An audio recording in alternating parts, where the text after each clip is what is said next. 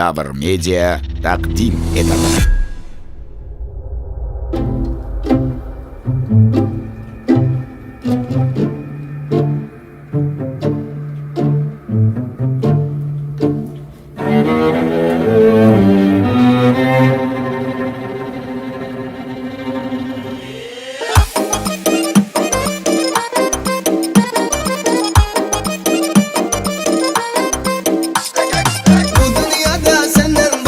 Vaktim yok, düşün axır görüşmeke vaktim yok. Kızlar üçün var mimanay toylara men, senden özge bilen meni işim yok. Senden başka bilen meni işim yok. Artık axır size nomu yetmeydi, vaxtınız yok, işleriniz bitmeydi. Şengilirip aldamaka urunmangay, indi bana nomeringiz ötmeydi. Hey, indi bana nomeringiz ötmeydi. Benle xiyal oydaman, sen axır toydaman. İşanmıysan nememe, Taşkent'te toy yoldamaz. Siz ne xiyal toydasız, günde axır toydasız. İşanmayman men size, küpesine caydasız.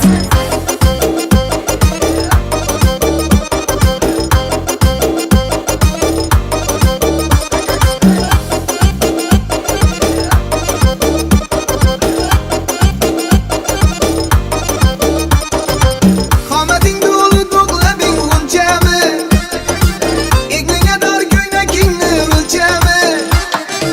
Qarlar yog'ib turibdi tosh qabog'ingdan, bir kun görüşmesek shuna shunchami. Shu kun görüşmesek shuna shunchami. O'zingizcha qo'nib shahridan shahar, so'nggi baxish qilib yuribsiz ag'a. Rashkim bilan aqlingizni oldim ya, sizda ham o'xshamin turibsiz ag'a. Hey, sizda ham o'xshamin turibsiz ag'a. Benle xiyal oydaman, sen axır toydaman. İşanmıysan nememe, Xivada toy yoldamaz. Siz ne xiyal toydasız, günde axır toydasız. İşanmayman men size, küpesine caydasız.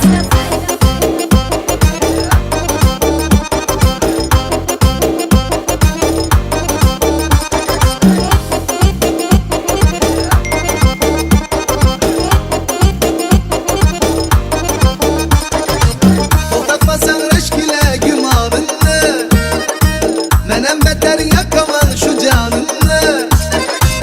Ish etgan tuhmatlaring qasdinaman, yaratinmi eng yaqin chiqanimni.